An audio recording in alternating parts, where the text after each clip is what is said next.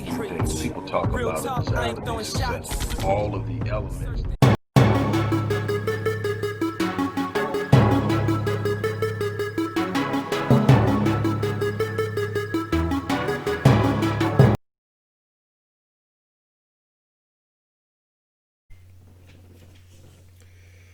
Hello, everybody. Dr. Rick Wallace here, sitting in the office. I decided that I would not wait to do this live. It's been a real crazy week. All the grandkids have been over, along with a few of our kids.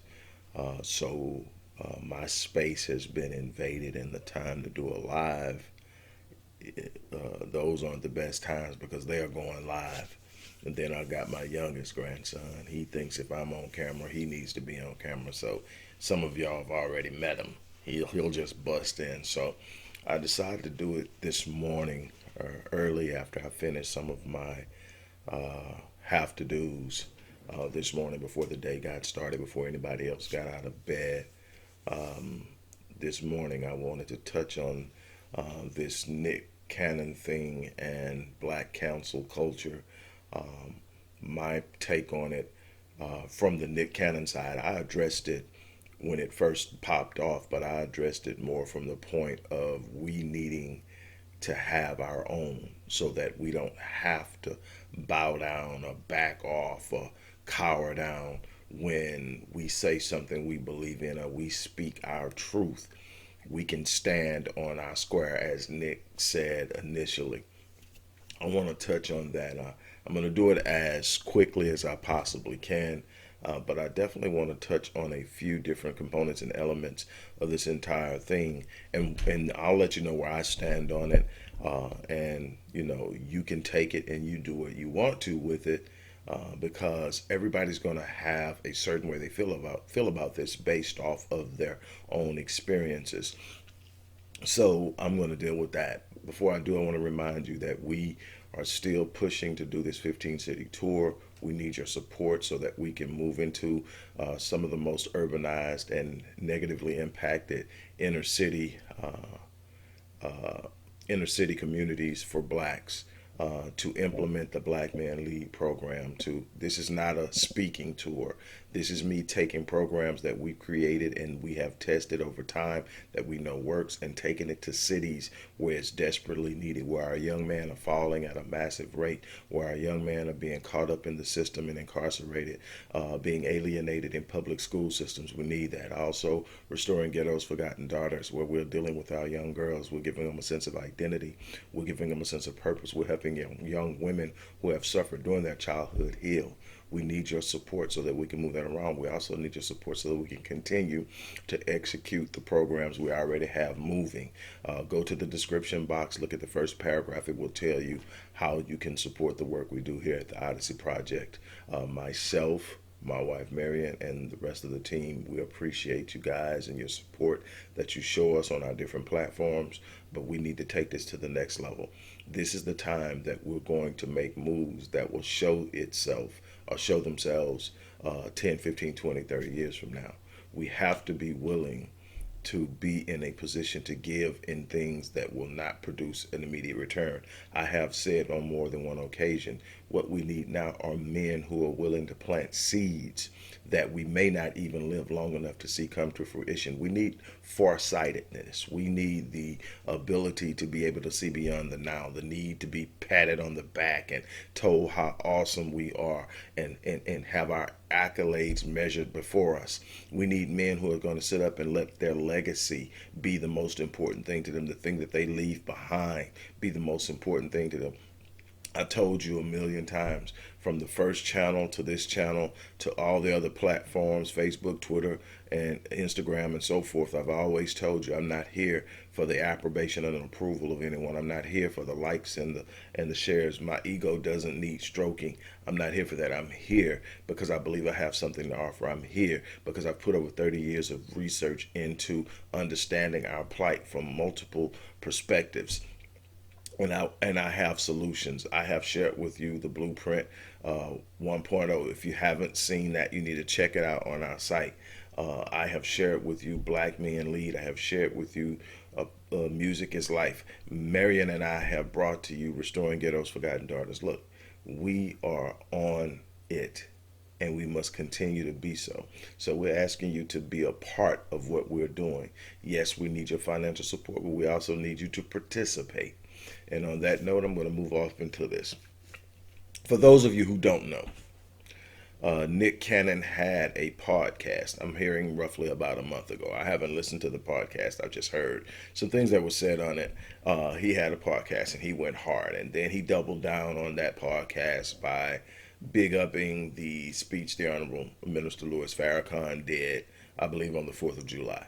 And he got backlash that you couldn't imagine, to the point that he was told he needed to apologize by Viacom, which owns MTV, VH1, CBS, etc.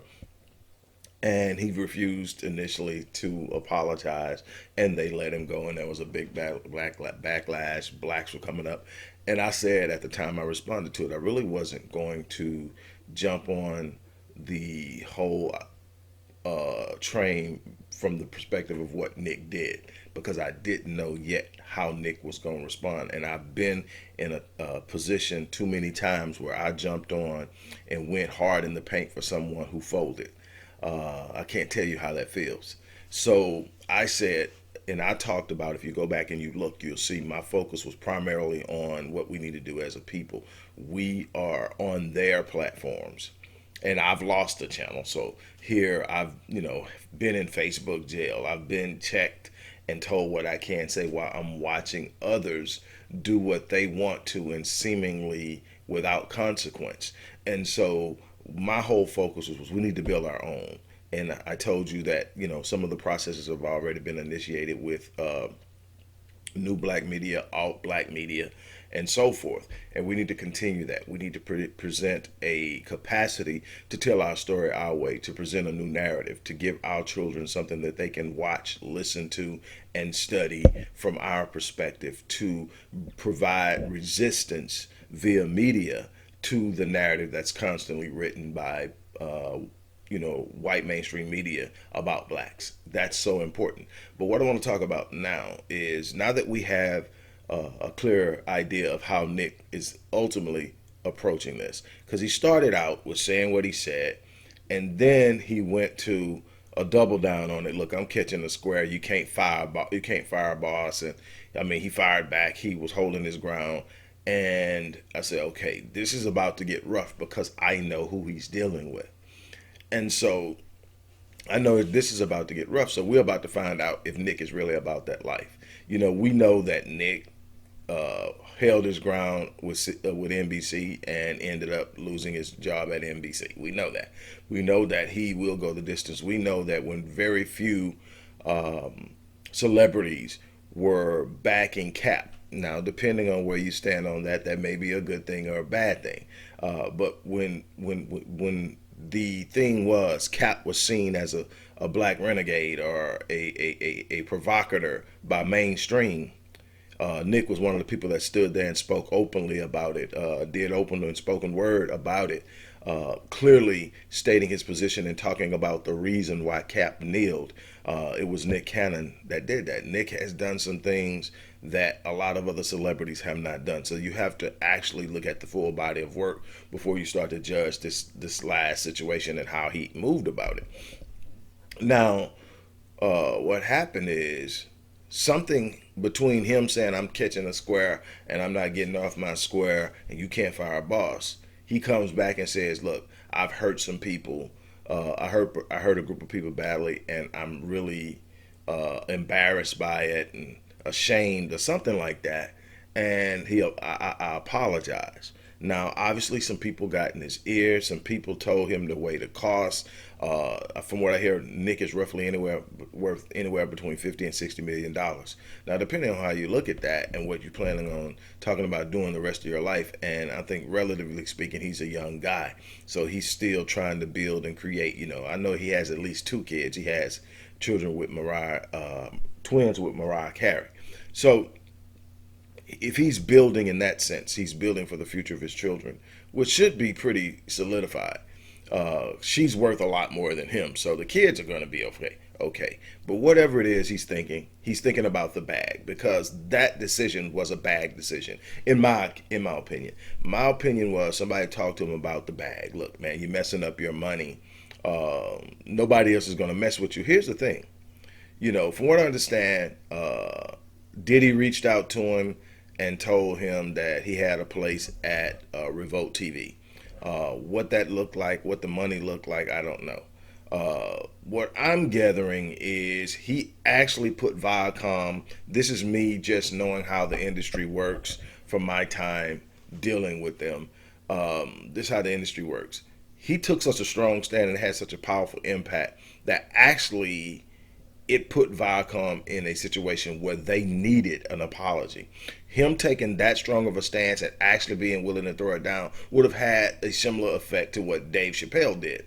And we see how it ultimately hit and turned out. It exposed a lot and it put the industry in a bad light, and he still recovered from it. So here we are. So what I'm thinking is, while people were in his ear telling him, hey man, look, you're about to drop a blah blah blah blah $1 million deal off. You're about to give up your baby, which is his creative rights to Wild and Out, which is his concept and his idea, which they have the rights to, which is another thing you don't do. We've got to stop selling our rights. We've got to stop selling our masters. We've got to stop signing over our creative and intellectual rights to things that we create for the sake of money, because they control the ultimate flow and power by the actual intellectual property. Intellectual property is always more powerful and more lucrative than the actual money being paid for it. They wouldn't pay you for it if they didn't see the value in it. You have to understand how business is done, first of all.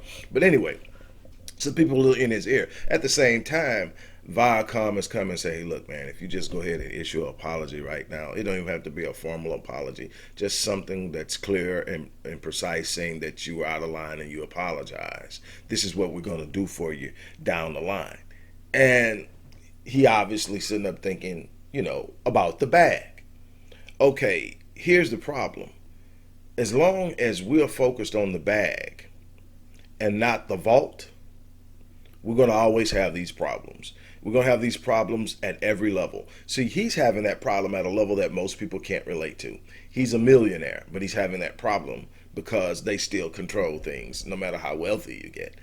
We deal with it at the job. We deal with it in our business dealings. I've had people come to me starting back in about 2012.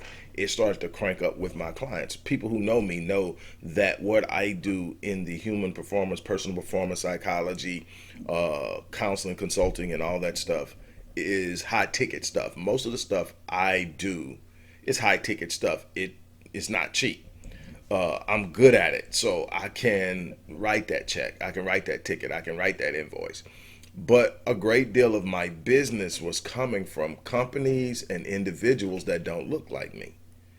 And I start to get pressure because they start to hear about the stuff that I was doing on Facebook, on Twitter, on YouTube, and they start to say, hey, look, we can't be associated with you. I mean, official letters and emails, we can't be associated with you. We're going to need you to tone it down. We're going to need you to write a retraction. We're going to need you to delete this one. I mean, just really watching what I'm doing. And my answer each and every time was unequivocally, no, I will not. We're going to have to cite this as a breach of contract. We're going to have to sever our ties with you. And we're talking about the second and the third largest, at that time, the second and third largest accounts I had for my business. I stood my ground. I said, well, I have enjoyed working with you. I have appreciated your business. I dealt with it very professionally. I appreciate your business, but I feel strongly enough about what I'm doing and what I believe in that I'm going to stand my ground, and I wish you the best. And they pull. And they never look back. I never looked back. And I found a way to overcome it. But that's the thing you have to understand, is that will happen when you sit up and you start to speak truth. And that's what happened with Nick. Now, I heard Dr. Umar Johnson say something that I actually agree with. He said that he's sticking with Nick because he's not looking at this one situation. He's not looking at just the fact that Nick folded here. He's looking at all the stuff Nick did before that when everybody else was afraid to even jump out there. And the fact that the average person who's canceling Nick can't even compare to the stuff that Nick has stepped out there and done and spoken on. And my truth is, and like I say, this is what I do have to say to Nick though. Know your limitations. See, I learned a long time ago that it isn't the amount of money you have, it isn't the level of violence that you're capable of exercising. It isn't how hard you can talk and how much you can posture. At the end of the day, it's the distance you're prepared to go.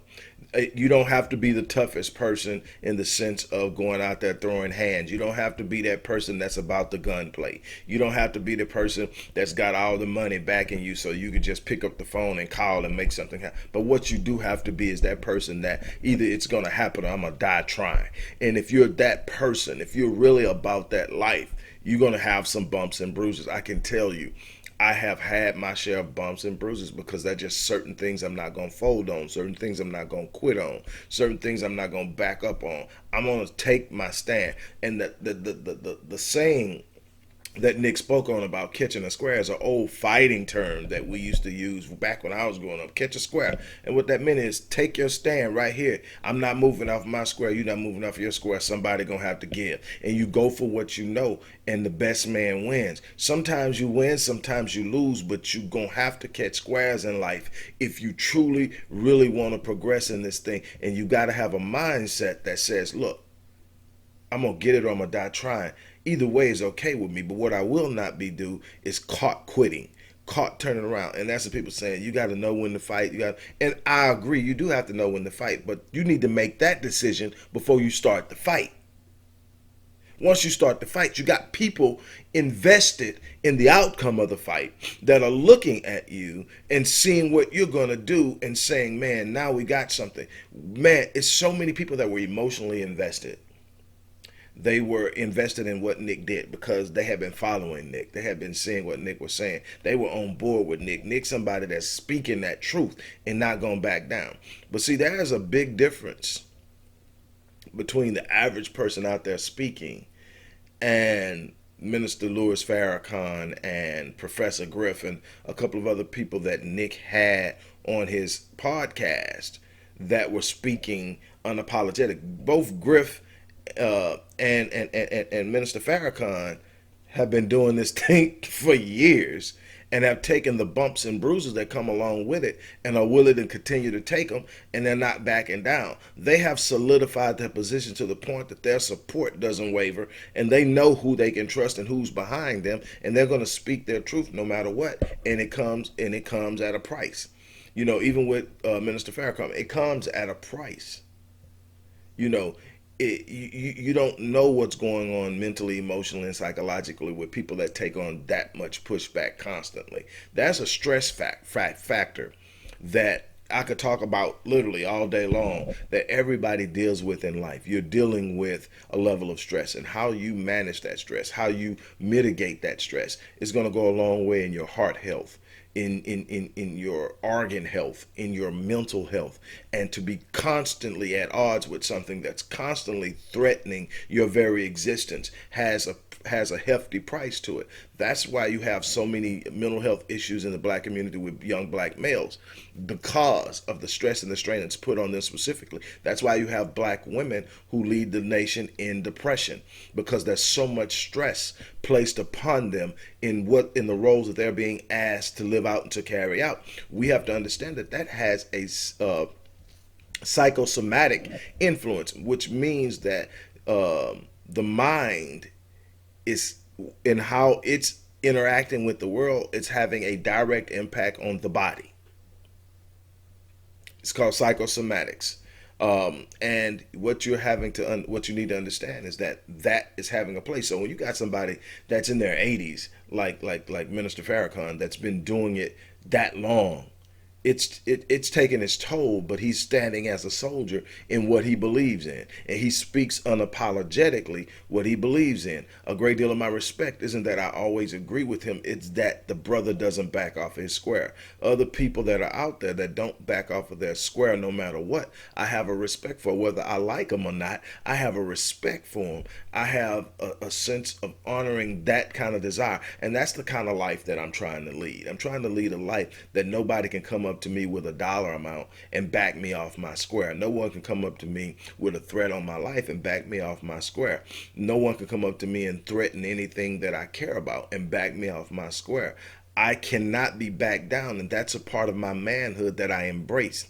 And I'm willing to go the distance. That's absolutely nothing that I won't do to defend me and mine. There's nothing I will not do if you come after me and my family. I have no problem dying to protect mine. There was a time in my life, I was talking to somebody about this the other day. There was a time in my life that I was willing to die for a lot more stupid shit than dying for what I believe in and dying to cover and protect my family. So now when I'm asked to do that, I do it with a sense of pride and honor. I don't want to leave this place. I have no desire to leave this place until I'm in my mid 90s or early hundreds. That's just where I would love to see this thing go. I would love to see what it's like to be married to my wife for 50 years. I would love to see all that. But what I will not do is cower down. What I will not do is bow down. But at the same time, I'm not willing to cancel this brother because of what he's been through.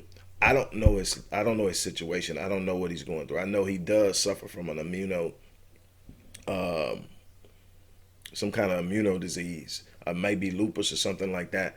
But the thing that I don't know. I don't know under what situation he made. To me, I was disappointed. I'll say that I was disappointed because he took that decision. Nobody asked Nick to do it. See, this is the thing. Know your role, know your place, know what you're willing to do.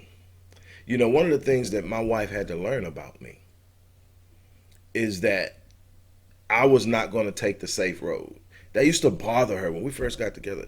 Why did you have to go say that? Why did you have to do this? Why are you getting involved in that? You know, if you go down there, this might. And what she had to realize is who she married was that dude. That dude that's not going to sit quiet. That dude that's not going to ride by and watch a dude beating this girl and keep rolling. That I'm going to turn around and I'm going to stop and I'm going to shut the shit down. And she had to realize that that comes at a price, that one day I might not come home. But when I don't come home, the man that didn't come home has something that's speaking for him after he's gone because of the way he lived his life. Something my grandmother told me a long time ago: son, stop trying to tell people who you are and convince them of who you are, and let the life that you live speak for you.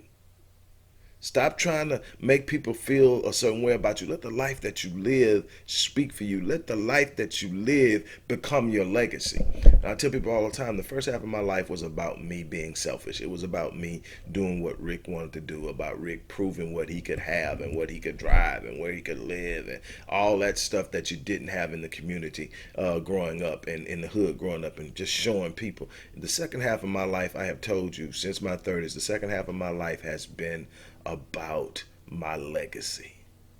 What people will know about the life I lived. What people will be impacted by the life I live. What people will experience change in a way unimaginable because of the life I live. That's it. And so my thing to Nick is, bruh, pick and choose your battles wisely. Pick and choose when you're ready to step in, because people are going to be watching. And yes, you need to know and choose your battles wisely. If you're not ready to step that far out, don't. Because once you get out there, how you handle it is going to be recorded and observed, and people are going to pay attention to it, and it's going to be a stamp on your record. And you want the stamps on your record to say, man, he came, he saw, he conquered, or he came, he saw, he stood, and he fought to the bitter end. And sometimes you win, sometimes you lose. If you're not prepared for that, bruh, it's okay to sit back and say, I'm gonna sit this one out because this one can get kind of ugly. It's a bunch of people out there right now that's feeling what Minister Farrakhan said on the 4th of July, but won't dare say they're feeling it because they know the backlash that comes with siding with that brother.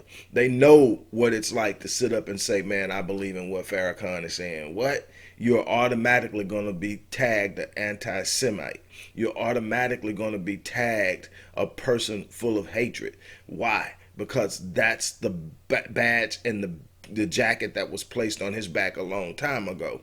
And he's consistently walked with it because he's consistently spoken his truth. Now, there's a difference in speaking the truth about a group of people and literally inciting hatred of a different type of a group of people. My thing has always been this. I feel a certain way about white people in general. I feel a certain way about other groups in general. But my drive has never been geared towards my feelings about a certain group of people, except my people. My feelings, my behavior, where I act is always pro-black. It's always pro my people. So if you want to find yourself in my crosshairs, do something that's detrimental to my people and you will find yourself in my crosshairs. Not because I'm emotional about it, but because I'm watching you. I see what you're doing. I can understand and see the fruit of your behavior and the way you're acting with my people, and I'm going to call you on it, and then I'm going to come after you, and I'm going to do everything I can to stop you, and I'm going to do everything I can to take you down. If you feel some kind of way about what I'm saying, it's because you're doing something to my people. If you're not doing anything wrong to my people, you don't have anything to fear from me, because I'm not out riding on hatred or riding on despising someone. I'm riding on the love of my people and standing for my people and fighting for my people. And the truth is, I believe deep down inside, Nick is doing the same thing. Nick just bit off way more than he was prepared to chew, in my opinion. Now, along again with what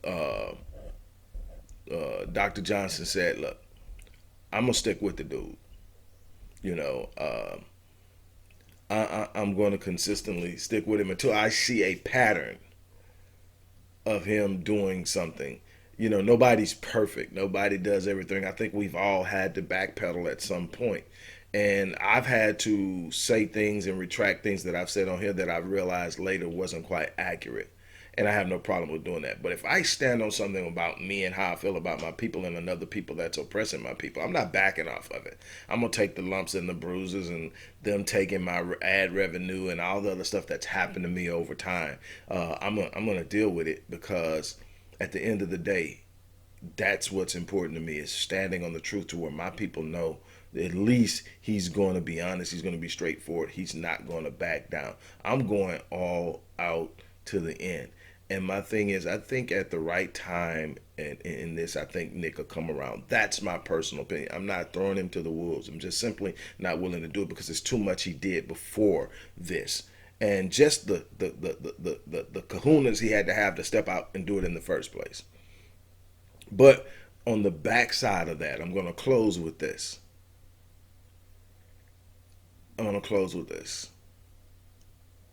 We are looking at what he did under the pressure coming from the Jewish community to retract his statements, to apologize, as Deshaun Jackson did and a few other people did under that pressure. But my thing is, I would love to be the people in a position that when someone did something to us, we could literally apply so much pressure that they had to come back and make amends. I wish to be a people so powerful and in a position of power that when people do something we don't like, we can fire them from their lucrative positions because we control the mechanisms. And that goes back to what I said in the beginning. The fact that we are so caught up in securing the bag that we never even entertain the idea of building vaults. Vaults have bags on top of bags in them. You know, the vaults is where all the loot is kept. But we want the bag that they're tossing out as mechanisms of control and getting those who are creative and intellectual and thought provoking to get caught up in the bag. See, they can get our brightest minds caught up in grabbing the bag. They can control them through the bag.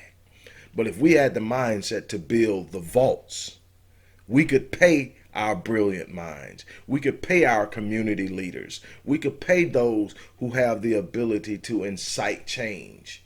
Pay them as good as they could be paid by them.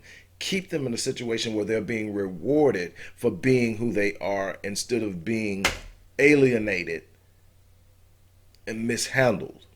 Then things will be completely different. I look at that and I say, man, it would be so nice to be the one in the position to sit up and say, you know what, you said something about our people we don't like, you're fired. That's the mechanism of racism that we truly don't understand. On that note, I'm gonna get ready to get off here. Don't forget, go to your go to the description box, the first paragraph, and choose one of the methods of supporting us and show your love. On that note, I'm out of here. You guys have an unbelievable day. Hello, everybody. Dr. Rick Wallace here, dropping in with a little special announcement. For those who have followed me for any stretch of time, you know, outside of the businesses that I run, like Myriad Business Solutions, the Visionetics Institute, Odyssey Media Group, I also do a great deal of work inside of the inner city communities in Houston, Dallas, and other areas. I'm asking now, as we push a fundraiser, that you support what the Odyssey Project is doing in the inner cities, especially with programs like Black Men Lead, which is a rite of passage initiative, and Restoring Ghettos Forgotten Daughters, which is a program focused on helping young girls, but boys as well, suffering from childhood sexual abuse, rape, molestation, domestic abuse, absentee fatherhood, and so many other things. The information will be in the box. Thank you.